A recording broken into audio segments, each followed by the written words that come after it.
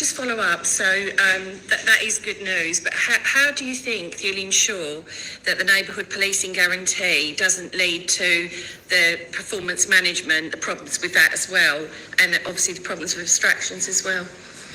So we're setting up, we've been working very closely with policing on this, with the National Police Chiefs Council on how we roll out neighbourhood policing, including making sure we have regular monitoring, including month-by-month monitoring to ensure that neighbourhood policing are being rolled out, to ensure that the financing within the 200 million only follows once the neighbourhood police are in place. And we are also working with policing in order to be able to have proper systems in place to monitor and prevent that kind of abstraction. Because you're right, you'd often go talk to neighbourhood police teams and they'd say, oh, well, half of our team is actually being abstracted for something else. That's not the way we need to do neighbourhood policing. We need them dedicated in teams. There will always be emergencies, situations, events that happen, including, for example, the kind of event that happened in Liverpool last week, where, of course, neighbourhood police will be moved to where they need to be, but we still need them to be spending the majority of their time in the local communities.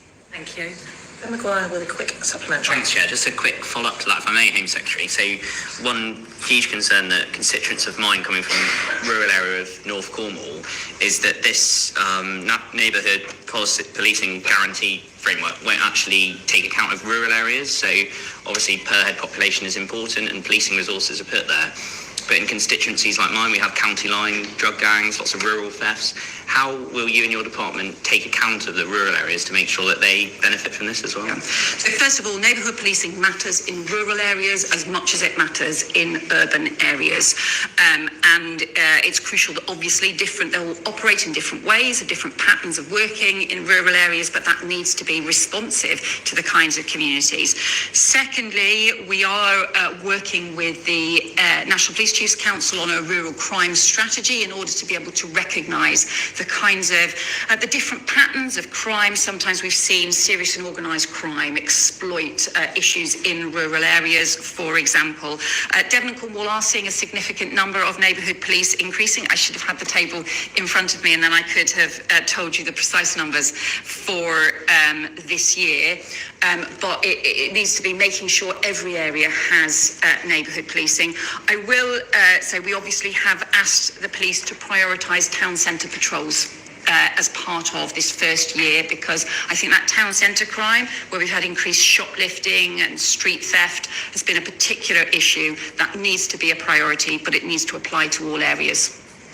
And can I recommend you speak to Staffordshire Police, who've been doing excellent work on this for a number of years, so I want to give them credit. But Sean Davis. And before we move off that particular subject, I also encourage you to look at West Mercia Police, who are looking to prevent CSOs from being on duty after 8 p.m.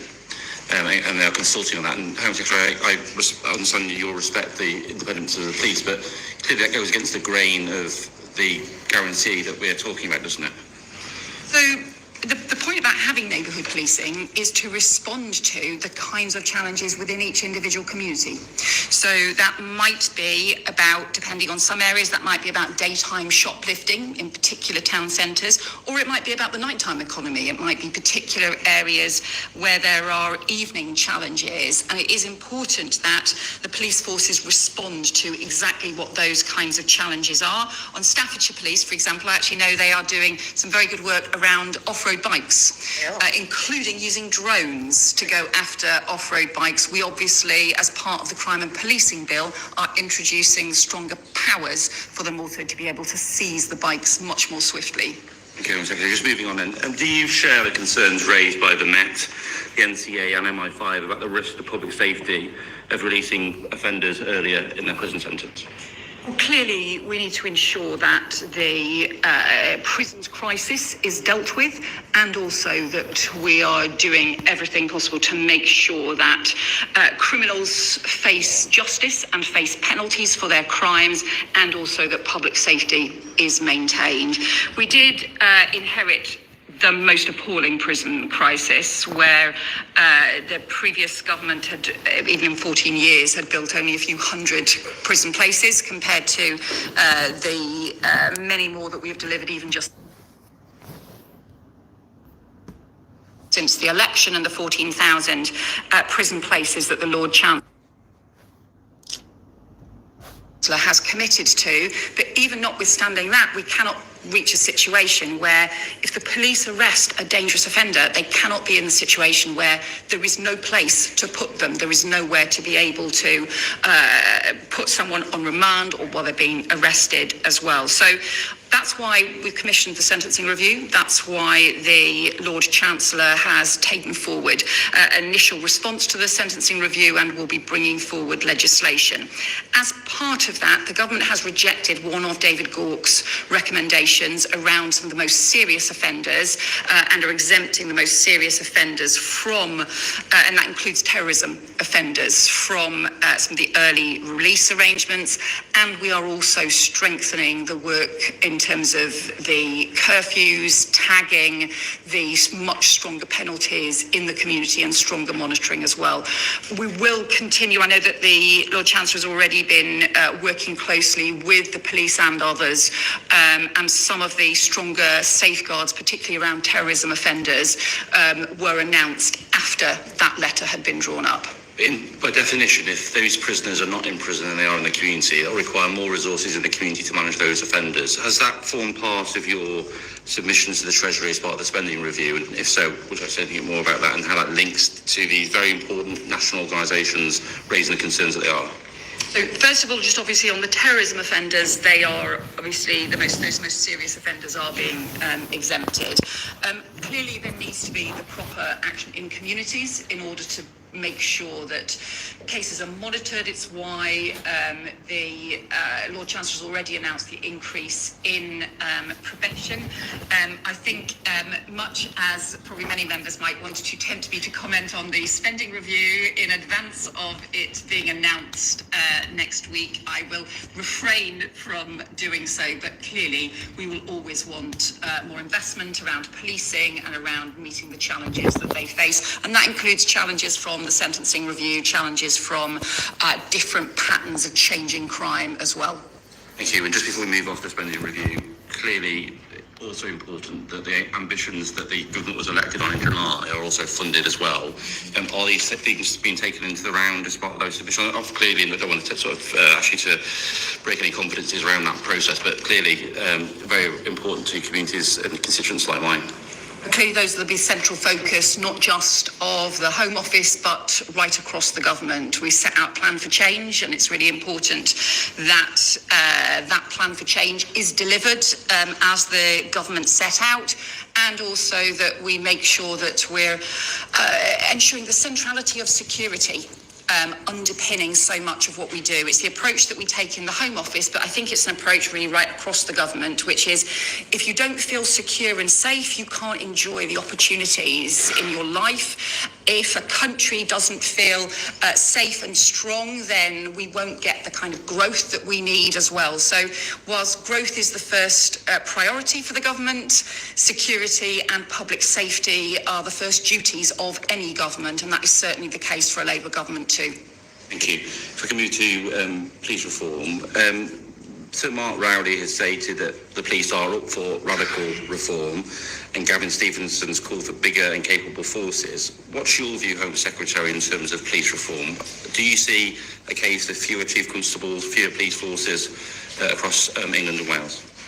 So we're working with the police in a way that I think has not been done by the Home Office before, certainly not for a very long time, in drawing up proposals for the police reform white paper. And it is looking at a series of issues of how we modernise, reform and overhaul policing. That does include looking at what should rightly be done at national level, at regional level, at force level, and at local neighbourhood level as well as part of that. So we will set out our conclusions when we set out the police reform white paper. It does mean recognising that there are some things that shouldn't be done in the current chaotic way across 43 different police forces, even if that's the issues around some of the national, the services that underpinning enabling services, such as forensics, such as helicopters, the NPAS service, and that some of those need to be driven by effectively a new national policing body, and so that will be part of the reforms. We'll set out in due course what that means in terms of what should then be done at regional and local level. What you're sort of setting out there is capabilities being centralised, and I think that there's probably a strong case for that. But do you see a case for less chief constables, less police forces, and mandating reform from the centre in a case, for example, what the Deputy Prime Minister is doing around local government, for example?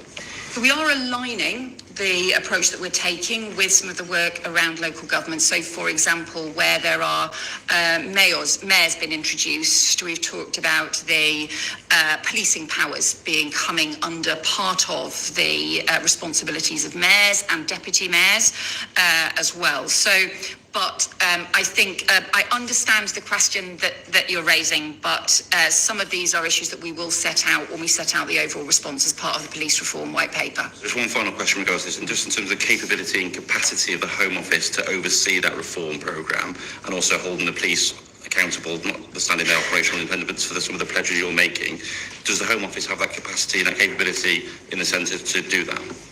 We are strengthening that capacity. I think that the Home Office did not have that capacity. I think the Home Office had been hollowed out on policing over very many years, going back probably till about 2013. As part of the reforms that were introduced, I think the Home Office then was hollowed out on policing and lost actually a lot of the sense of oversight of data, being able to properly monitor, have a performance management approach to policing. So we are re-establishing that. We are rebuilding performance management framework, including a performance monitoring unit in the Home Office. But we're not doing this as let's just strengthen the Home Office separately from policing. We're doing this as a partnership, and the way in which policing and the Home Office need to work together in order to raise standards, in order to make sure that there's real proper drivers for reform. Thank you. Nick Richards. Thank you, Home Secretary. I declare an interest, as I did previously, that a member of my family works for the Home Secretary. I want to ask about facial recognition technology. I asked when you last came to the committee about that. The evidence, even since then, from think tanks and from abroad, has been that this can have transformative effect for police forces, both in tackling day-to-day antisocial behaviour, but also some of the most serious offences, including rape and murder.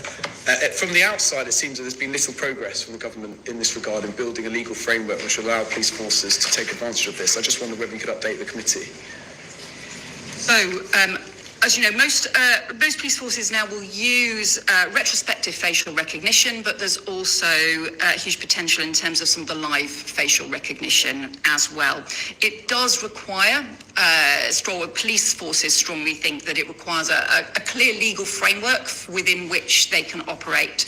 The policing minister has been holding a series of meetings with police forces and more broadly about what that framework should look like. We do want to bring forward a new framework so that it's clear that more forces can use facial recognition and can be able to use it in the most effective way.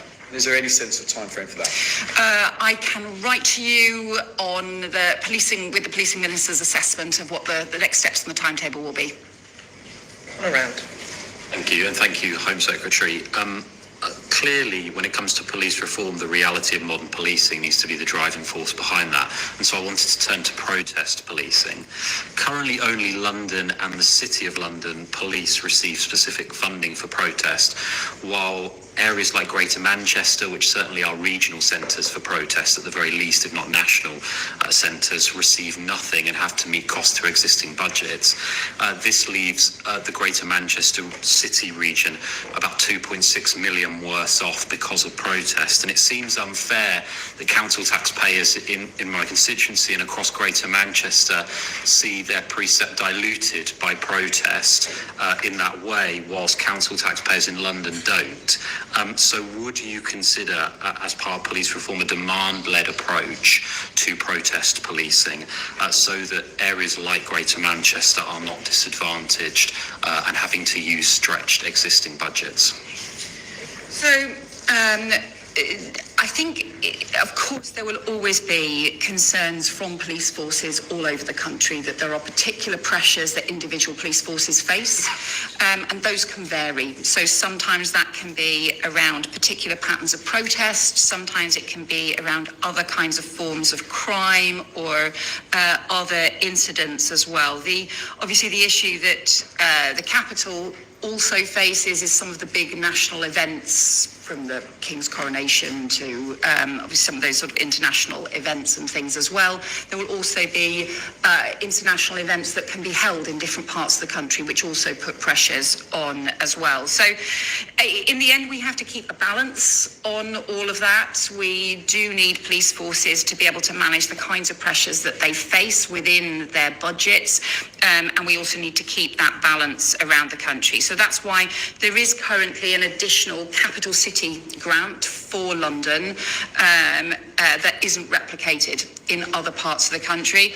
Obviously, as part of the police reform white paper, we will continue to look at issues of funding all around the country and the way in which funding takes place. But those funding issues are never easy because everybody's always got a particular reason why they want to change the funding formula and the approach. Of course, but considering particularly the recent significant increase we've had in protests and protest policing, do you think that should form an important consideration going forward? And do you think the balance as it stands is currently fair, where London is ring-fenced and other major cities, with Manchester, I feel obliged to point out, hosting many international events alongside seeing extremely high levels of protest, especially in recent months? So I do understand that, and I know that many forces will continue to make representations about different issues. We will always look at representations that are made to us, but all I would say is there is never a perfect way to ensure that funding takes place for police forces, and there will always be individual police forces, probably several around the table from different forces that are here, represented here, who will always want to raise the particular challenges and pressures that they face. Yeah, okay, thank you, Home Secretary. If we could just move to counter extremism, please. What were the findings of the end-to-end review of Prevent thresholds, and did it look at drivers and trends in the growth of extremism, particularly among young boys and men? So this is one of the issues that I am really worried about. And we are seeing increasing extremism among young people. We are seeing increasing numbers in I think the CT caseload trebling in the space of 3 years involving teenagers. I see it in the kinds of cases that I'm briefed on as well, just increasing numbers of teenagers, even as young as 13, where there are serious concerns, maybe about Islamist extremism, maybe about far-right extremism, maybe about sort of violent fixated individuals where there is a mixed and unclear ideology, but growing numbers of young people. And I was obviously a cabinet minister in the last Labour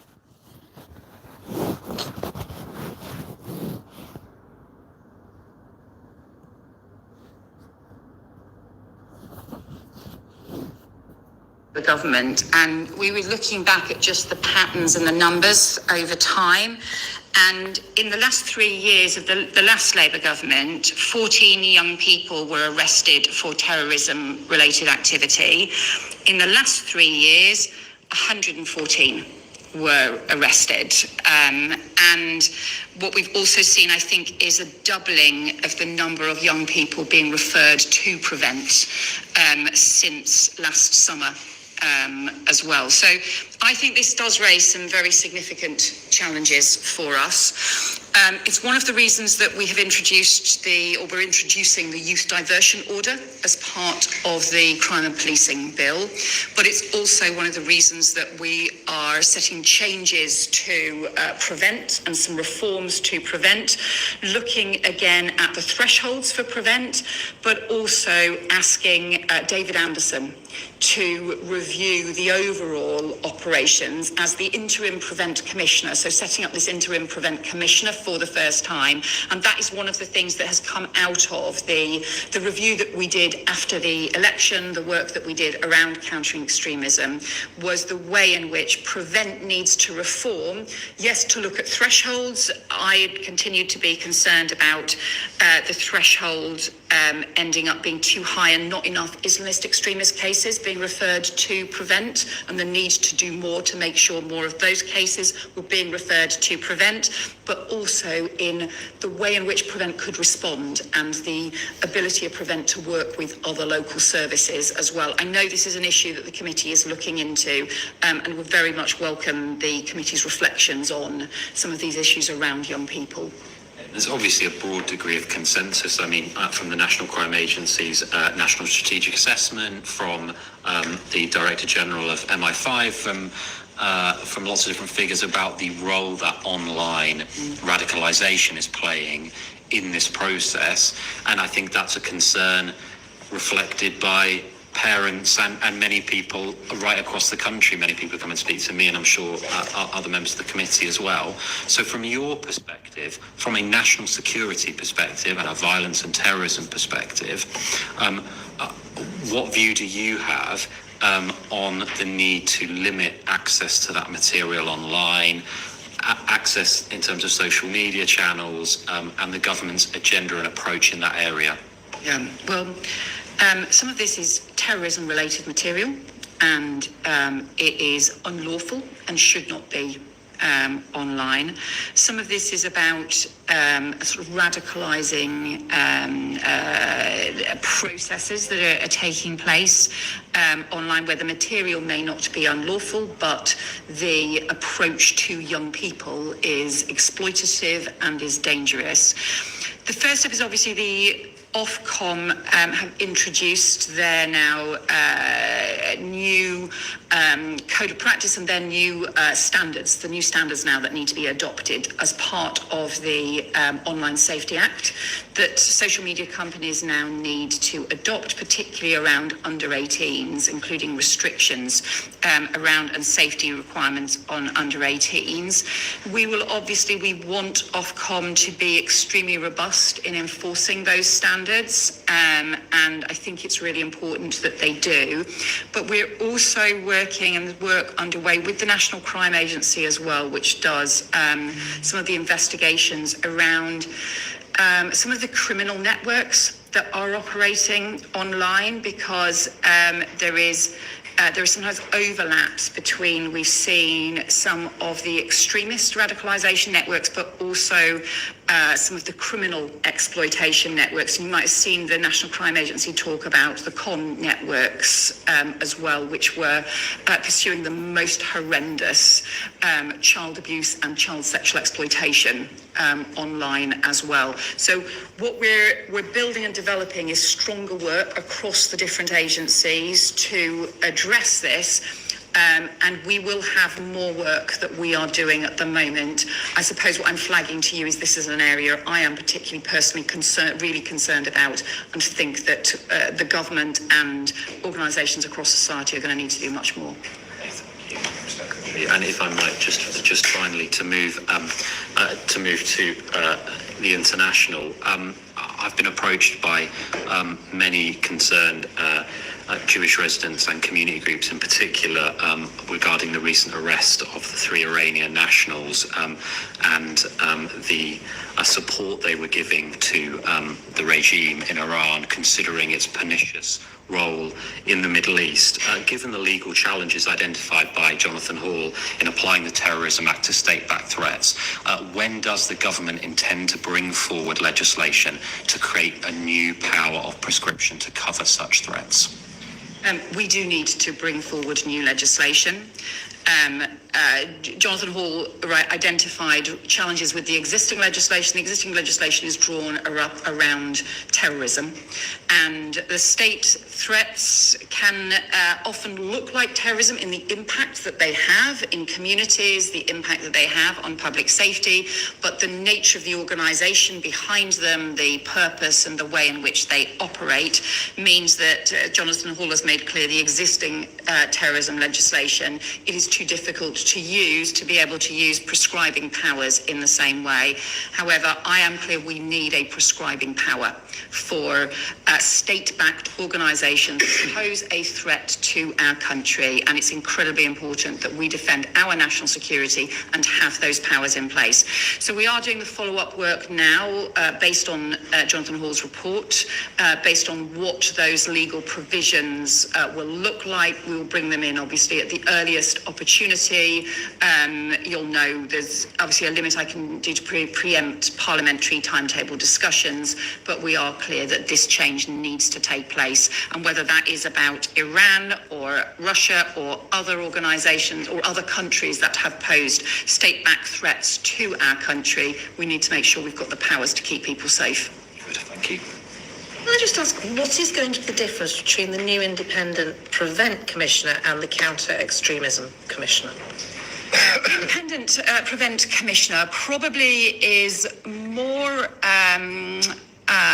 similar to the Independent Reviewer of Counter-Terrorism in its form, and it is effectively an oversight process and mechanism to be able to look at the effectiveness of the Prevent programme. As we know, the Prevent has huge numbers of referrals each year and takes action on them, but there's never been a proper oversight or some independent person to be able to look at the decisions that they're making, the impact that that's having, and to be able to raise concerns or problems or look, changes in patterns of the kinds of cases being referred to them, or changes in the way in which the Prevent programme needs to respond, or simply to say, actually, there's been some problems and some serious problems in individual cases.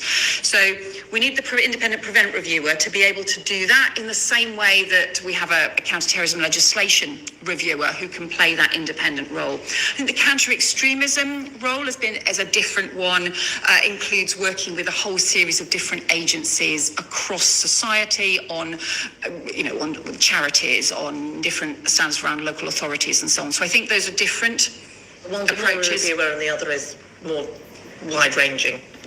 I think, one of the counter-extremism is probably a more wide-ranging, focused outwards across the country. The independent Prevent reviewer is about this particular programme that is crucially important to our public safety and making sure that it is there is proper oversight of it to make sure that it meets the highest standards. Thank you. And as you said, we are looking in this. We've got the new inquiry on new forms of radicalisation, so we will be looking at this. Robbie Moore. Thank you, Chair. I just want to focus my questioning on child sexual exploitation and gang-related grooming. Home Secretary, last month I met with your colleague, the Safeguarding Minister, alongside a leading child abuse lawyer, David Greenwood, who has acted on behalf of many of those victims and survivors of the Rotherham cases. And we presented a dossier to your department which outlined that they're concluding that there is potentially tens of thousands of children across Keighley and the Bradford district that have been exploited going back to the 1990s, and I hope that this has made it to your desk. And despite growing calls for a local inquiry, the dossier also listed the documented refusals that we've had at a local authority level and indeed across the mayoralty as to the fact that we should not have a local inquiry, which is deeply concerning to me. So the questions I've got is, are you worried about the situation in the Bradford district? And does it not set off alarm bells to you that local leaders in Bradford were rejecting the prospect of a local inquiry within hours of your statement that you gave to the floor of the House in January, well before they would have had time to read the contents of your announcement, indeed analyse it properly? Yes, I know that the Safeguarding Minister has met with you, and thank you for the information and evidence that you've provided. I mean, this is a truly vile crime, and I think it has really disturbing lifelong consequences for the children, the teenagers, the very often teenage girls who have been raped, abused, and just subjected to the most horrendous of crimes. And so thank you for raising those cases. And the Safeguarding Minister has also met with some victims from Bradford, as well as from other parts of the country as part of the response. Just to, I suppose, update you in terms of where we are on this. We obviously asked Baroness Casey to do the audit of the nature and scale and patterns of child sexual exploitation and abuse, the different gang abuse right across the country. She has asked for a short extension. I've obviously written to the committee based on that. We, I think, do need her audit to inform the sort of next steps and decisions around the local inquiries. We are clear that we've said from the start we would support at least 5 local inquiries. With Oldham, we are working underway already, but we are waiting for Baroness Casey's report back. So I do recognise, and the Safeguarding Minister has recognised, the particular case that you've raised around Bradford. We are waiting for Baroness Casey's report before we can take the next steps on that. I completely acknowledge that, and thank you for that response, Home Secretary. And I will look at that report when it gets released. But the reality of it is that report is not looking specifically at local authorities. It's more focusing on police forces. So the point that I want to put to you is, at Bradford Council, we were given the reasoning by our leader that a report would be too expensive for a local authority to pursue. And my understanding is, based on the announcement you gave back in January, that there'll be about a £5 million allocation for 5 local audits, local inquiries to take place. So if Bradford was to be one of those and that money was allocated, would you expect the leadership at Bradford to get behind that? Well, we have identified funding to ensure that we can make sure there is additional funding for local inquiries. Clearly, that is important. Once the Casey review and the Casey audit has reported back to us, we will set out those next steps, both about how we will then expect local inquiries to be taken forward and also the funding support that we will give. Obviously, we want all local organisations and agencies, including councils, including other local organisations, to support local inquiries. I think that has been immensely important. We are looking at the overarching thing, because there is clearly an issue about policing. There is also an issue about local authority responsibilities, because very often victims were in care or were in areas where other social services had engagement with victims, and so there are responsibilities there. On the policing side, as you'll know, I have also always said the most important thing is to get perpetrators behind bars and to make sure that they face justice for these horrendous crimes. And I can update the committee on that, because I did ask all police forces to review historic cases. Half of all forces have reported back to the Home Office, and the idea is we've asked them to review cases that were closed where no further action was taken, and where there are cases to then work with the task force, the Police Child Sexual Exploitation Task Force, which is the national task force which has considerable expertise, to then review those cases and to look to reopen and pursue any new lines of inquiry that have not been properly pursued. For around half of all forces have reported back to the Home Office.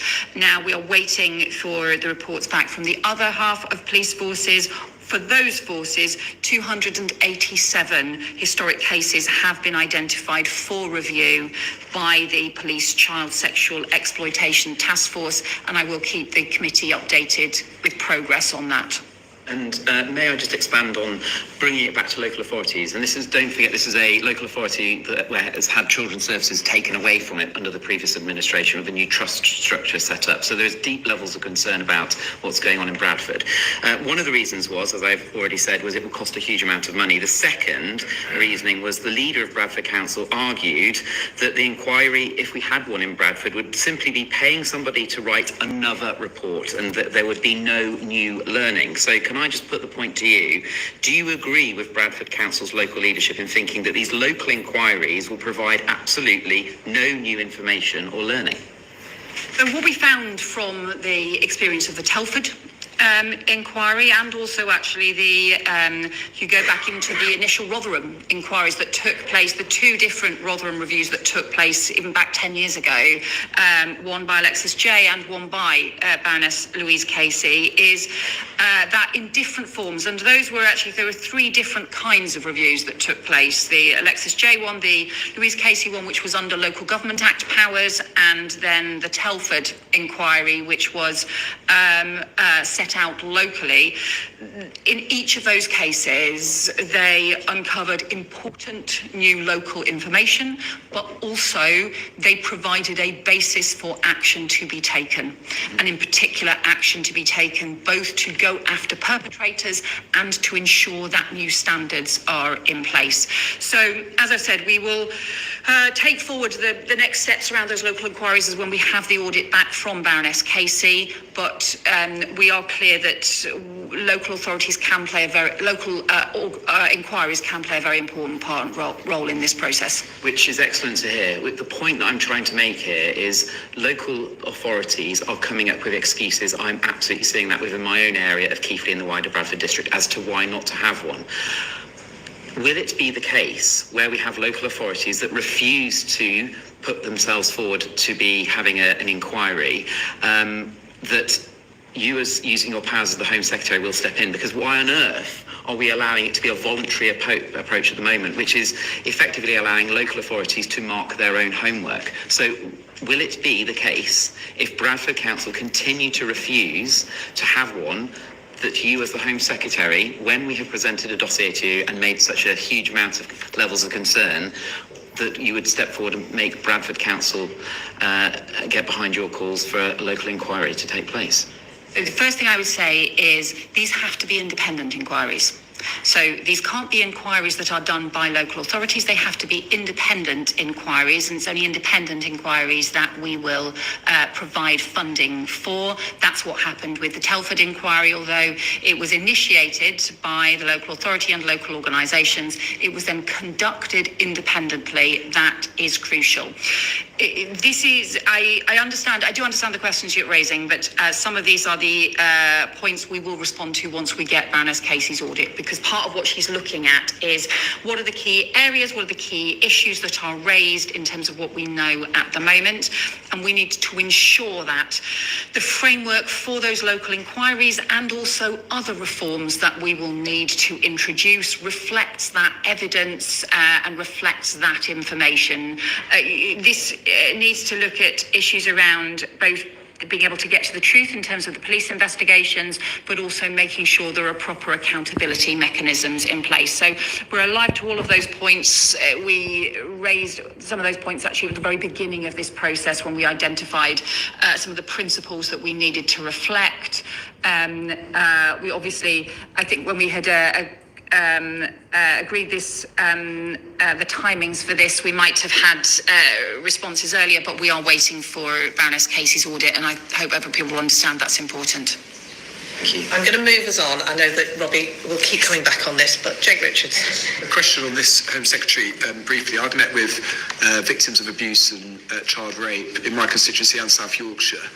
And one aspect of this horrific scandal is the fact that some children who were victims of crimes have now got criminal records. I wrote to you just last month seeking for the government to look at ways in which those criminal records could be expunged and justice could be done in that small regard but important regard. I just wonder if there was any update that you could offer the committee. We have to take action on this.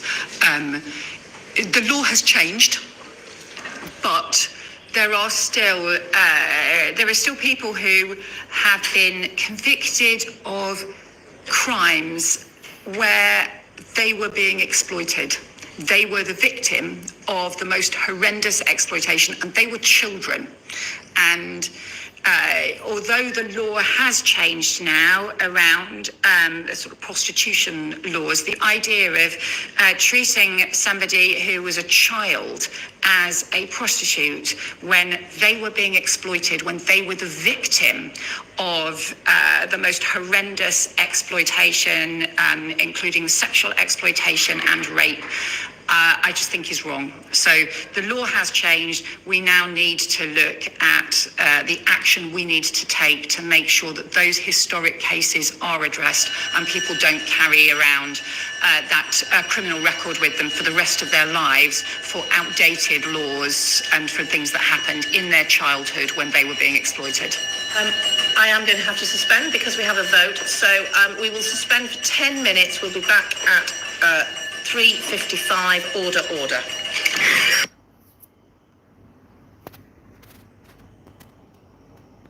Government are making huge strides in this agenda anyway. The e-visa programme, we have digital driving licences that Peter Carr, the Secretary of State, is leading on, one login, various initiatives. Is there any scope in your mind for a more ambitious cross-departmental programme to utilise digital ID?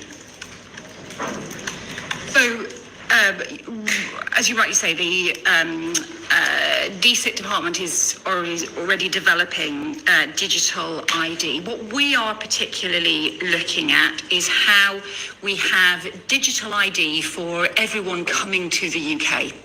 Through whatever visa, through whatever system that they arrive in the UK, that we have digital ID in those circumstances. We set this out in the white paper in terms of what our next steps are on this. So we want, for example, to have a digital service linked to e-visas and linked to our border management process to be able to determine whether an individual is in or out of the UK, whether they have left at the point at which their visa expires, or whether they are overstaying and immigration enforcement action is needed.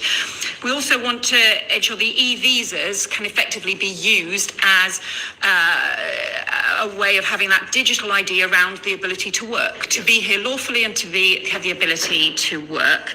So one of the things we are doing is now strengthening the enforcement capabilities for our immigration enforcement teams. We've increased the illegal working raids by 40% since the election.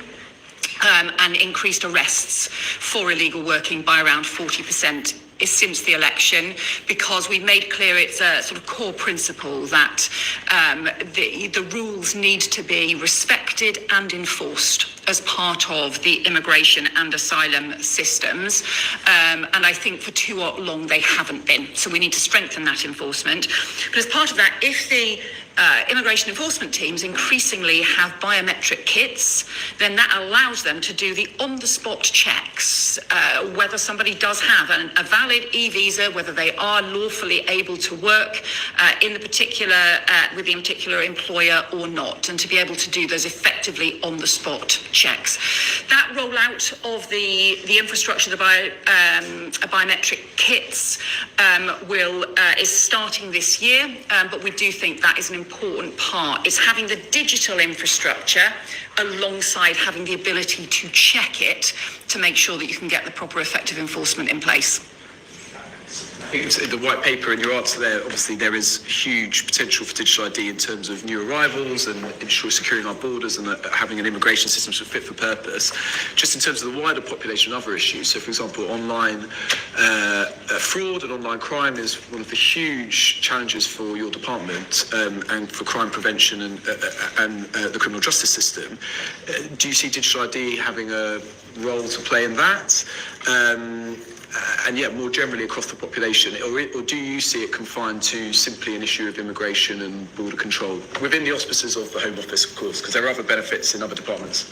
So I think our clear focus is around being able to ensure that we've got proper rules being respected and enforced in the immigration system and in the asylum system as well, that we can make sure that if that there is evidence if people are not here lawfully or they are not working lawfully, we can get that information. We can actually make sure we can take the much stronger action to prevent that kind of abuse of the system taking place. There are then wider considerations for the for DSIT on making sure that you've also got secure standards, secure underpinning for people to be able to use digital ID, whether it be online and so on as well. So there's a wider considerations there.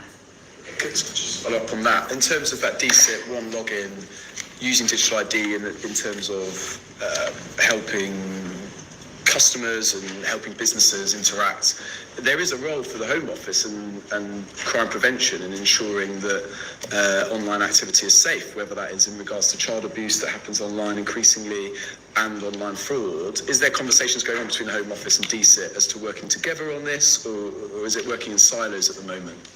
We do work with DSIT on all of the issues around the online crime and online abuse and online exploitation. So there is a lot of cross-government working. And I think part of the issue here is making sure that you can develop systems that can evolve over time to be used in the most effective way. When you talk about the sort of silo systems, we have over a very long period of time had different silos of different technology operating in different ways, and how you overcome that and how you get systems that are designed to be able to work effectively across not just given different government departments, different agencies as well, is part of the challenge, making sure that you've got systems that are deliverable rather than things that just don't work in practice. And is it, the final question on this, are you confident that it's happening across all departments? So it's not just DSIT. We've got in the NHS are increasingly using patient passports. In the education department, we have unique identifiers for children, which has just been in legislation. Do you feel confident that cross-departmental working in this digital space is happening better than it did before when you were in government, for example? So, the digital technology has moved on a very long way since then. So we are using, some of the issues, again, look, this is from an immigration perspective, but I know, for example, we're looking at ways in which you can use the technology that we have around whether people are in the country or not in the country, depending on both, not just the visas they have, but also the check-ins and out through the border, and that border, using the sort of modern technology at the border as well, can also then be integrated with issues of fraud around other government departments as well, whether that be around DWP or whether that be around HMIC or other agencies as well, to make sure that they are able to take action if you have somebody who has been claiming something here and actually is living somewhere else and is not eligible. Margaret Malone. Oh yes, thank you. Home Secretary, one of the government's priorities, and quite rightly so, was to halve violence against women and girls. In the short term, would you see that the kind of reporting in the levels that is actually happening, that's a sign of things not going so well, or do you see it a different way? I think there's two issues. There's the actual prevalence of violence against women and girls, and then there is the reporting of it, and that's one of the reasons why we actually want more victims of crime to be confident to report their case to the police, to be able to get the support that they need. And we know that particularly sexual assaults and sexual crimes have been underreported for a long time. We know that domestic abuse is badly underreported as well. So we actually need to increase reporting as part of strengthening the response to violence against women and girls. We're drawing up a new measurement, or the ONS is building a new way to measure violence against women and girls by looking at what effectively will become a composite measure to combine the figures on domestic abuse, on sexual offences and on stalking. and to be able to measure, therefore, the prevalence of the number of people in the last 12 months who have experienced one of those crimes or been victims of those crimes. That will continue to be separate from the police reporting of those crimes, or the police records of the number of those crimes that are reported to the police. There is, of course, still even in survey data, there is still an issue, because actually people may still not, even in response to a survey, be identifying coercive control or be identifying domestic abuse, and that therefore building confidence in people to talk about it and to report, even in response to a survey, may also affect the responses to the survey. But I think the most important thing is, if we've got those new measures in place and we have the new Violence Against Women and Girls strategy, which we plan to take forward this summer, then we've got the combination of the ways to better measure it and also the framework to be able to take much stronger action too. Thank you. We're now going to move on to immigration and the white paper, and Chris Murray. Thank you, Chair. And can I draw the committee's attention to my register of interest and the support my office receives from RAM? Home Secretary, I want to ask you about the immigration white paper that you published a fortnight ago, which is one of the biggest changes in British migration policy for a long time. You have said you're committed to lowering net migration, but on Violence Against Women and Girls, you've set a target. On knife crime, you've set a target. But on migration, you haven't. I want to ask you why that is. And the Migration Advisory Committee have said that their view is that it's not just the aggregate number of migrants in the country, it's the different types of migration you get. Do you agree with the MAC on that? So I think, look, the starting point is we've got a history in this area where I think confidence has understandably plummeted. There have been a lot of promises made to people across the country about what would happen to net migration under the previous Conservative government, a lot of promises that were made about what the impact of the new Brexit agreements would be, about what the impact of government policies would be on net migration, and actually the opposite happened. So we saw net migration quadruple in the space of just 4 years, in a period in which the government had made a formal commitment to bring net migration down. I think, therefore, we're not going to take that approach. We're not going to do things that just undermine confidence further. We're going to instead just take practical steps, step by step, as we set out in the white paper. We have identified the impact of some, not all, of the measures in the white paper. So the measures around the English language higher standards, the higher standards for the skilled visa, the higher skills thresholds, the removal of the care worker visa from abroad. A series of those measures, and the combined impact of those is to further reduce the visas issued by expected around 100,000. So we will set out those sorts of measures, and of course the net migration statistics will continue to be published, so people will identify and be able to see the progress. But I think the confidence issue is an important one in terms of not setting specific targets that end up undermining that process. I do agree, though, that there are also different kinds of migration, and that we need to look at those very differently. So, of course, international students coming here to study, to learn, to bring new investment into not just our higher education institutions, but into our economy and into communities is really important. And we will always want to benefit from the highest levels of global talent.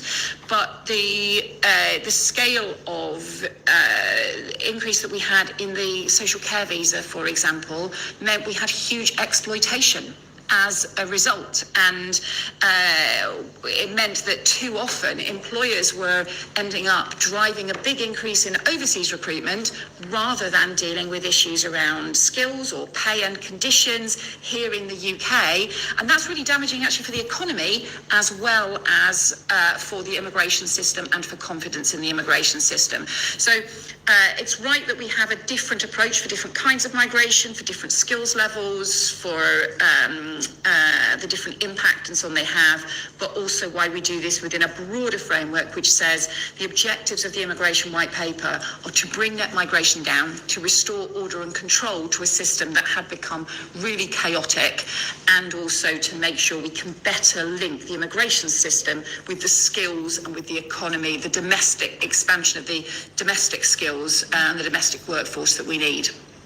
Okay, thank you for that answer, Home Secretary. I mean, I just want to pry a little bit on that confidence issue, because if you're saying that the reason you don't want to set a target on immigration is because of public confidence, that sort of implies that you know what the target is, but you just don't want to be clear with the public about it, because if you miss it, that may damage confidence. So is that true? Have I got that right? And if so, doesn't that also lead across to your other targets? So if you miss the target on violence against women and girls, for example, wouldn't that damage confidence in that system too? Well, I think there's a particular issue about confidence in the immigration system, and really frankly, quite understandably, because the way in which those numbers shot up in such a short period of time, I mean, I've described this as I think this really was a sort of free market experiment in which effectively employers were encouraged to recruit from abroad, including being given a 20% discount on the wages that they were able to pay for people who they recruited from abroad below the going rate, which makes no sense at all, because that applied to shortage occupations, where it may well have been that in those shortage occupations, part of the answer to preventing them being shortage occupations would be to actually pay people properly and to increase pay rather than to have a 20% discount, at the same time as there were no requirements to train here in the UK. So I think there's a particular challenge around the lack of confidence in the immigration system, which I think is different from the approach to violence against women and girls, where we're trying to drive the whole system and different organisations and agencies to feel part of that mission as well. And then I think it also reflects back to the other point that you made. So we want international students to continue, but we don't think, and we agree with the previous government belatedly at the very end of their period, that we don't think that short-term master's students should be bringing dependents. We think that we need to have global talent, and we need to make sure that we've got the right approach for those high potential individuals, but we should not have the care work being recruited from abroad. So we are differentiating. There's an overall approach, which is net migration needs to come down, but it's also about restoring control and recognising the different kinds of controls we would have in the system for different kinds of migration. Great, thank you. And so you started touching there on the economic impact of migration, and it's obviously clear that the government's number one mission is economic growth. But I think this is the first white paper the government has published that doesn't, address economic growth particularly. So I wanted to ask, why was that, and what's your view on the economic impact of migration? And just returning to that point about different types of migrants having different impacts, do you think it's too crude to see all migrants the same when you analyse their impact on the economy? Because I know the OBR does that, and I wonder what your view of that is. So I think one of the things that we highlight as part of the Immigration White Paper is the importance of increasing domestic skills, and what that does is that actually also improves our productivity. In the period in which we saw net migration quadruple, and the biggest driver was increase in overseas recruitment and an increase in work visas during that period, we also saw reductions in the level of investment in skills in the UK, the reductions in the level of training in the UK, and we also saw a big increase in the number of working age people who were inactive and who were not in the labour force at all. And those things are related, and that's why it's really important that we have a broader approach to the labour market that looks at all of the different aspects, instead of just thinking, well, there's a labour market problem, what's the answer? Oh, well, let's increase migration. Actually, that is counterproductive for our economic growth, that is counterproductive for our long-term economic sustainability, and counterproductive for productivity. I think we are talking about shifting from what had been, over the last 5 years, high immigration, low skill skills approach to the economy, to bringing down immigration and making sure we boost skills. So immigration will always be an important part of the UK for generations. People have come to the UK to work in our NHS or to start up businesses or to be part of our universities. That has always been important and will continue to be so. But it has to be controlled and managed. The immigration system has to be controlled and managed. Otherwise, it's not fair, it's not effective, and it's not sustainable. And that's why the whole approach is about that restoring control and order to the system. And by doing so, I think that helps support growth rather than always being seen as this sort of polarised approach that somehow runs contrary to growth. Thank you. And then my final question is exactly on that question on skills and immigration. The concern would be that as you reduce the people coming into the country, there's a skills gap that isn't met by the domestic workforce fast enough. And we see that in a lot of sectors, but some of them are really critical to the government achieving its objectives. I'm thinking particularly of house building. How confident are you you're working with other departments and other key sector stakeholders to manage any skills gaps that would be an externality of your policy? Construction's a really good example. So construction will continue to be on the temporary shortage list, so the new temporary shortage list, but the difference between the temporary shortage list and the previous lists that the government's had with discounts and so on is the temporary shortage list, the whole approach should be, first of all, that this should be a temporary arrangement, that secondly, this needs to be combined with having a workforce strategy in place.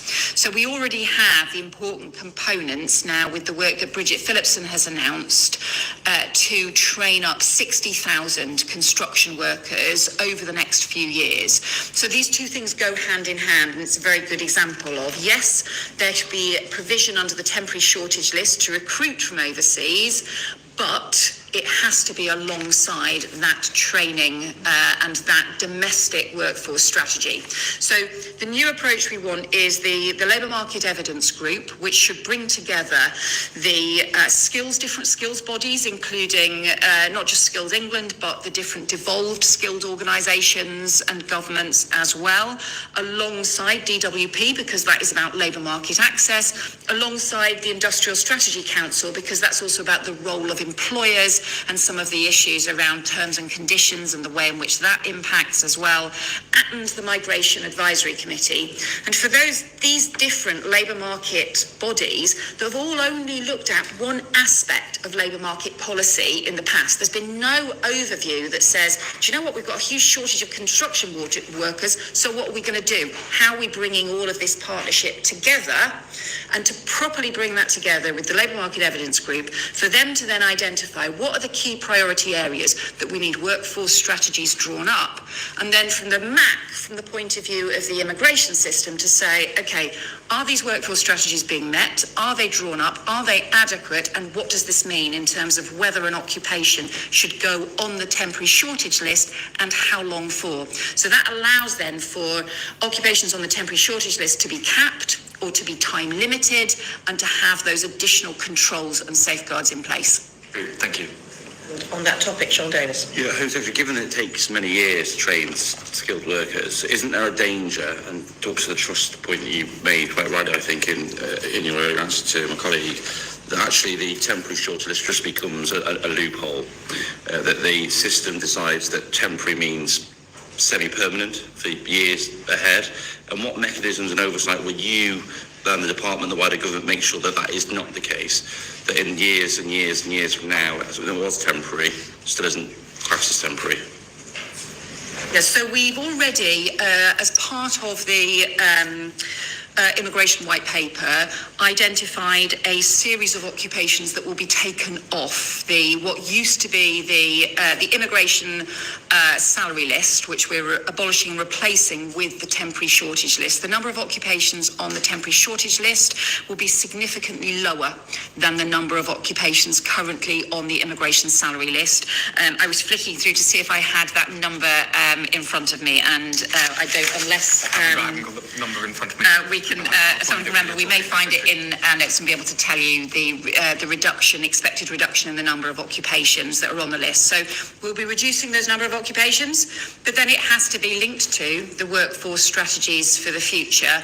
And part of the thing that the Migration Advisory Committee will do when they're assessing what jobs should go on to the temporary shortage list will be to do an assessment of, is the workforce strategy working? Is it being pursued? There isn't a solid definition of temporary in time, measured in time. So that will vary from occupation to occupation. So clearly, if you have something where the training period takes a long time, that will be different from something where, yeah, there may be some additional needs for training, but to be honest, you could do the training in 2 months. And so there will be a difference in, therefore, the approach taken to different occupations. And we've got millions of job vacancies currently. We've got millions of people unemployed or economically inactive. What happens if you just simply, and British business say to you as the Home Secretary, we just simply cannot get the workforce from Britain, and there is a temporary arrangement that's coming to an end, and we simply can't do it. Will that then be moved from the temporary shortage list to more of a permanent solution? Will the system be that agile? So the approach is that the skills threshold is being raised. So the skilled worker visa would apply to graduate level jobs. For below graduate level jobs, they will only be able to go on the temporary shortage list if they are effectively the critical areas, for example, those that are critical to the industrial strategy or something like construction. But there will be some areas where actually there probably are shortages at the moment that industry themselves need to address and can do so relatively swiftly, that they will not be put onto the temporary shortage list, and the employers and that sector needs to respond and adjust, because we're actually trying to get the economy to behave in a different way here, and to make sure that we've got the level of investment in skills and training that we need, but also put proper value on certain jobs that it just may be about the shift patterns that are a total nightmare. Well, no wonder you can't recruit people to be able to do those jobs, because the kind of shift pattern makes it totally impossible to drop the kids off at school, or makes it totally impossible to live your life, or is not understanding the need for employers to be able to respond. So there will be some jobs and some occupations where those will always be constraints and will always be difficult, but there are others where we want employers to be able to adapt. And I think the thing that's been interesting in the reception of the white paper is actually how much there's been a sense of employers also want a high skill economy. Employers also want to know that they are not being undercut by other employers who are just actually ending up breaking the rules or ending up not doing their bit as well. So I think across the economy, I think there is a strong commitment to us being a high-skilled economy, making sure we get the highest skills and talent from all over the world that we need, but also making sure that we're bringing net migration down and we're focusing on the training here in the UK. Simon has kindly checked out the number and says it's up to 180 jobs and occupations that have been removed from the immigration salary list that won't go on to the temporary shortage list. Thank you, so just two very quick questions. One detailed, another kind of more principle. So I declare my interest as chair of the APPG for the events sector. Does a 28-day visa to allow workers and visitors into the country for business fit into your definition of controlled and managed migration? So the net migration figures are for people coming to the UK for more than 12 months. So there are obviously already a series of different temporary visas and arrangements for businesses, for example, who want to people want to come for business meetings, for example, in the UK as part of international trade. It's really important that you can continue to have those sorts of meetings that you've got where you've got trade arrangements and so on, contracts that cut across borders and so on. So there's always been those kinds of arrangements and those kinds of arrangements. I was concerned on that offline. fine. And then the more broader question, which is, I expect what your answer will be, but I'll ask it anyway. Do you think that we should look at how other countries organise the difference between illegal migration, which sits with the equivalent of the Home Office, and legal migration, which normally or can sit with the business department to see as an economic growth? Do you see that there are arguments in favour of that, particularly given that in the public opinion, often the two things are mixed together? You're right. People can often link the different things, but actually, I think people also have different attitudes to different aspects of legal and illegal migration. I think the strongest concerns that people have is about illegal migration. The strongest concerns people have are about dangerous small boat crossings that undermine border security and put lives at risk. I think, though, I think trying to sort of carve up different systems, people usually spend a huge amount of time doing so. In the end, there has to be order and control across the board. And making sure that there is order and control in the legal migration system is also about how you make sure that the rules are enforced. And that means identifying where there is illegal migration as well. And I'll give you one example of where I think these are linked, where we are taking now stronger action, is we have had increasing evidence of visa misuse and of people who are claiming asylum at the end of their visa, even though nothing has changed in their home country in that period, or different kinds of visas suddenly being used for a surge of asylum claims, even for countries that is not justified for. So we've already taken steps to tighten restrictions to reverse the loosening of rules that had taken place under the previous government for countries like Jordan and Colombia, where we had seen a big increase in asylum claims as a result of some of the loosening of visa controls. We've also taken some action around some of the visa measures around Trinidad and Tobago as well, just about making sure that we can restore order to the system. There are some other areas we are looking at, including areas where people are claiming asylum at the end of their student visa, again, even though nothing significant has changed in their home country during that period as well. So that's why I think there are benefits from having all of these systems interrelated. Thank you. Robin Moore, and I'm conscious we've got just over quarter of an hour, so if I can urge brevity, please. Yeah, fine, Chair. And one of those areas which has drawn particular attention is the role of care workers. And I just want to build on the point that from the announcements to do with the changes of overseas recruitment, the Home Office are expecting the impact to be about 7,000 on approximate numbers with care workers. I was just wondering how many care workers have previously been displaced, have been successfully rematched, as you're aware, with new care roles. So I don't have those figures in front of me. I don't know if we have them. We might have to write to you with that. What we've obviously had set up is a system where those who came to the UK on a care worker visa, and then it turned out actually the sponsorship of that care worker had to be revoked because actually they weren't meeting the proper standards, they didn't have proper checks in place, sometimes the job just did not exist, were then set up as a pool system so that they could be recruited by other employers rather than other employers continue to recruit from overseas. So that system does exist, and I will write to the committee with any figures that we have on those. Thank you, and we would appreciate that. And just finally, just on this section, was what advice or what is the government looking at doing if care providers can't fill these essential roles? So care workers for a transition period, the employers will continue to be able to recruit international care workers who are here already on an alternative legal route.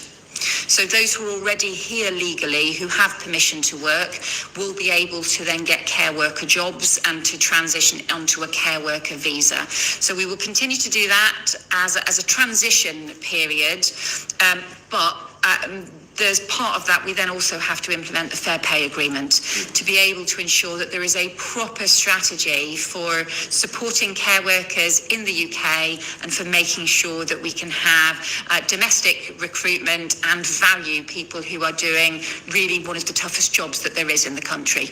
And as part of the decision to try and bring out a strategy that's reducing the inward migration of about 7,000 for care workers, has there been any impact assessment, fiscal impact assessment on the cost of care on those care providers that they find gaps of not being able to keep that level of recruitment going with the new announcements that have been made?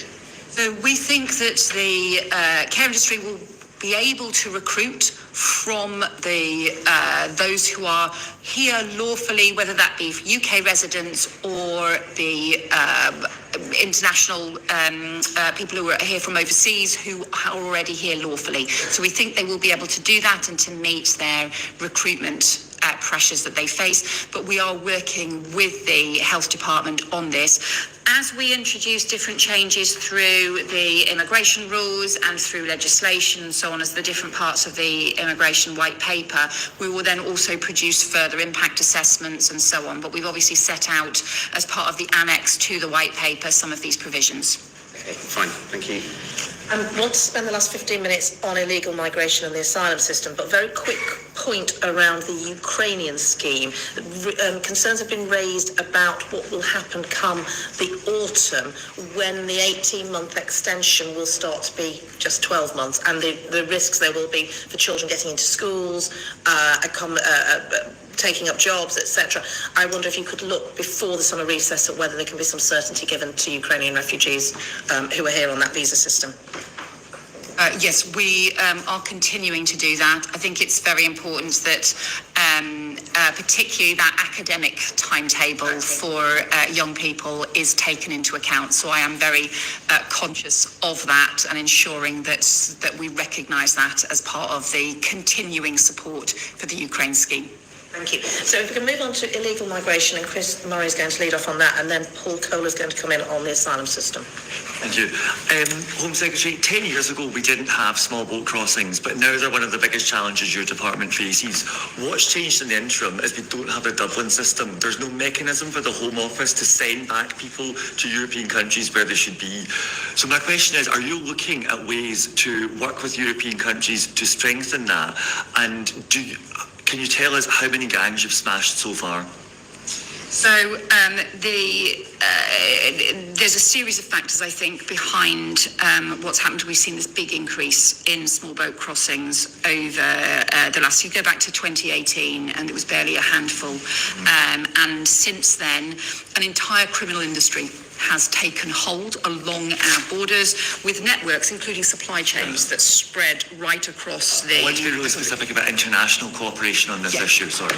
We don't have much time. So yes, so in terms of strengthening the international cooperation, we obviously always said that we would like to see a replacement for the Dublin scheme and to recognise the impact of that. And it is something that there is evidence of people who arrive in the UK raising that as being a factor for them.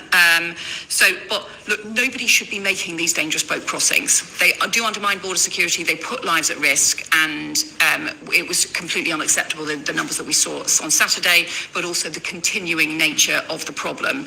The central focus of the cooperation that we are building at the moment, particularly with France, is their agreement to change the law about intervention in French waters, or to change their rules about interventions in French waters. They have a maritime review underway at the moment. We are very keen for them to implement that law change as rapidly as possible.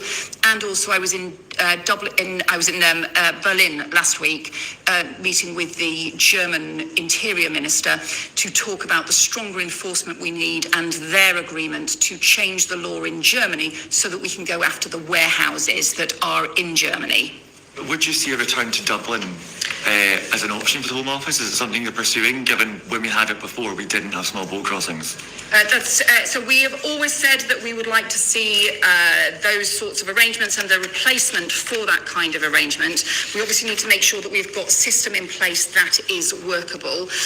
You also referred to the impact in terms of the gangs. We do, there is information that will be released later this afternoon about an additional set of arrests that have taken place in the UK, led by immigration enforcement, into a criminal gang network that has been running both illegal entry and also illegal working and facilitating illegal working, and we can send you those further details because we have substantially expanded the work that the National Crime Agency is doing, the work that the Border Security Command is doing, and the work both here in the UK. This particular example today is about a gang that has been operating based from here in the UK, but we also know there are particularly Iraqi Kurdish gangs and other gangs that have been operating in northern France that we're cooperating both with France and with Germany and with Iraq and the Kurdish regional government to be able to pursue those gang networks as well. When I asked that question, I did not expect you to say you smashed a gang today. So that's very interesting to hear. One final question from me, which is a lot of the people who come over in small boats end up in these asylum hotels, which are so controversial. They have cost the Home Office £7 billion over this contract. They are creating huge issues in local communities, and it's actually quite difficult for some asylum seekers themselves. Moreover, it is overseas development assistance. This is money the UK says we want to send to the poorest people in the world. We had the providers in, and they told us that they have only been penalised 3% of the time, and they've only paid £4 million out of their £400 million in profits. Now, you have a break clause coming up in these contracts next year. Please tell me you're at least considering breaking those contracts, or at least substantially revising them. Well, we've inherited these contracts. I recognise it was all inherited. I am concerned about the level of money that's gone into these contracts. Also, look, the scale of the backlog that we inherited. We need to end asylum hotels altogether. Some of that is about bringing the whole backlog down, being able to clear the decision making. We have to interrupt. We're going to come into some questions. So on the sorry asylum about contract. that. No, it's Yeah. absolutely fine. I'm just conscious of So time. in terms of the management of the contracts, we'll introduce tighter conditions of the contract. I think you have Minister Angela Eagle giving you more evidence on that, who can talk through some of the details of that.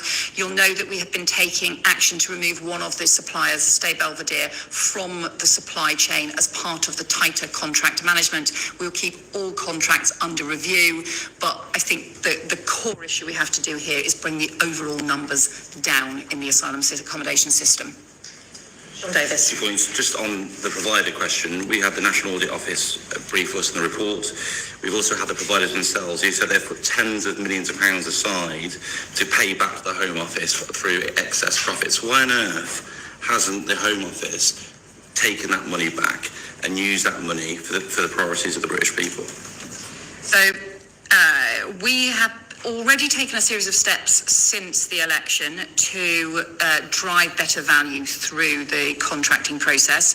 We're saving hundreds of millions of pounds already since the election, both compared to previous years and also compared to the plans that we have inherited as a result of those changes, and are also looking at further changes in order to be able to drive those costs down and to be able to get better value. I absolutely appreciate that, Home Secretary, but we have providers in front of us who said they've literally put tens of millions of pounds aside and they haven't paid it over to the Home Office because the Home Office haven't asked yet. Yeah, so this is the profit share mechanism. We can go into the detail next Tuesday with Dame Angela Eagle. But essentially, we're doing the audit of the money at the moment. And once we've been through the audit, we will request the money that is due. And one final question. This is clearly a huge issue for the electorate, for constituencies.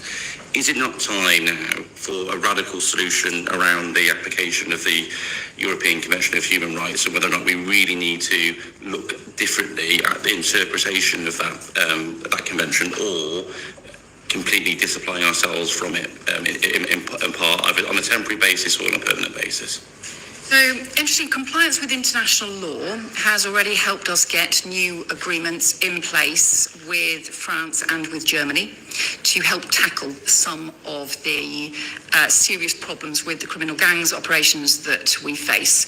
So the agreements with France, as you may know, the previous government tried over about a 6-year period to get the French government to agree to intervene in French waters, and at each stage they would not do so.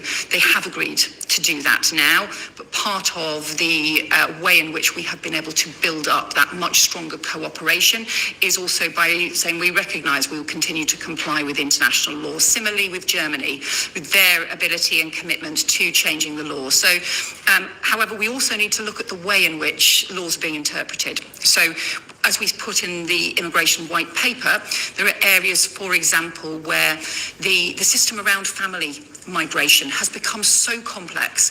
The proportion of decisions being taken as exceptional, often under interpretations around the ECHR, around particularly Article 8, end up being about 30% of the cases. Well, that's not exceptional, that is a much broader proportion. So, but that reflects some of the complexity of the system and the overall system and the way in which the decisions have been based on a series of court decisions as opposed to having a clear framework set out by Parliament that then can be much easier for the courts to interpret and much more reflect what I think the public would want to see. So we are looking at that We are as going to part have of to it. move Sorry, on. It's all right. Chair. I realise we've got 5 minutes and Paul Kohler has got questions on the asylum system. At last. As you mentioned it, Home Secretary, I refer the committee to my register of interests. One of my donors, Safwan Adam, had an interest in State Belvedere. There are something like 250,000 asylum seekers in the system at the moment. I know you inherited this backlog, but when are you expecting to clear it? So we've already had a significant drop in the number of people awaiting an initial decision. So the decisions we've speeded up decisions very substantially since the election, including speeding up the initial decisions, including also taking action as part of the Border and Security and Asylum Bill to introduce statutory timetables for appeals.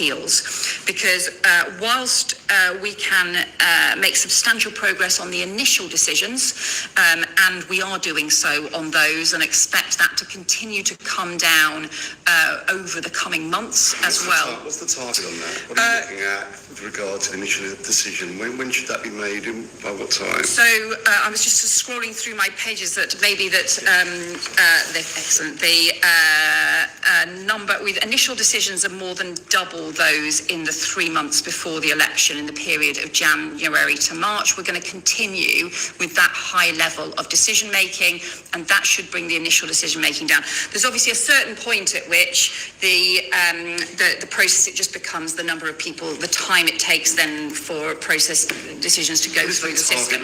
What's their target to make an initial decision? What's the time target? Duration?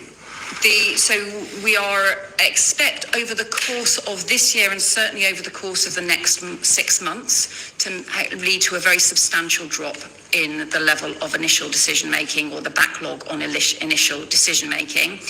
But if we don't have this legislation go through on the appeal system, then we will still end up with long unacceptable delays in the system. So we're introducing the statutory timetable for making appeals decisions so that we can also speed things through, both for initial decisions and then to have the appeals decisions also speeded up as well. To my question though about the target for the initial decision, do you not have a target for the initial decision? So at the moment, we are still working through a backlog of cases that have been in the system for a considerable amount of time. And as the Home Secretary was saying, there'll always be a level of what we call unworkable cases in that system, people who are up for trial or something. So until we have got through that backlog, which will be of longer cases, that we've still got about a third of cases that have been in the system for longer than a year, which goes back to the delays last year through the IMA. We need to work through all of that in order to then establish the rhythm and whether or not we're going to put some sort of, target service level agreement around initial decisions. The backlog's down to 79,000 in the most recent figures. Actually, it's continued to fall since then. Those are the most recent published figures. And that in itself was a 13% drop on the previous quarter. So that's the pace at which we're making decisions at the moment. We will continue to make initial decisions at that current pace, but we also need to make sure that we speed up the appeals as well. I understand all of that. Why are you resistant to actually declare that you have a target for the initial decision to be made? Or why is that so difficult? You're going for a target for appeals period. So why are you reluctant to? You mean a timetable? How long should it take for the decision to be made? Look, well, so part of the reason for that is because the new system, we are going to set out further reforms to the asylum system. But one of the things that I have always been keen to do is to have a system for fast-track decisions and appeals, so that for people, if people arrive from predominantly safe countries, actually they shouldn't be sitting in the asylum system for a long time at all. We should be able to take those decisions really fast, be able to take those decisions, make sure that they go through the appeal system really fast, and then also make sure that they are returned really quickly as well. So that would mean a fast-track system alongside the main asylum system. I think that would be really important in terms of making sure that the system is fair. That will require legislation in order to be able to do that, as well as new system design. So part of the reason, I do understand the question that you're asking, but part of the reason is because I actually think there should be faster tracks for those cases so that we can get those through the system really quickly, really within a matter of months. And when are we talking about this legislation? I understand the reason why we need such fast tracks. What are we talking about? So the first phase of legislation that we've introduced in this area is the Border Security Act. That obviously brings in the counter-terrorism powers in terms of tackling the small boats and the criminal gangs. Does also include some measures around this, including the statutory timetable on appeals. We do want to bring forward further legislation. We will announce further measures on this as soon as we are able to, and I will update the committee as soon as I can. I'm very conscious that we have just overrun the time we had. I realised that because we had an hour of voting, we lost quite a lot of the time, and we have many, many questions we'd like to put to you, Home Secretary. So I hope we can invite you back again soon. Thank you very much for coming. Thank you to the committee for your questions. Order. Thank you.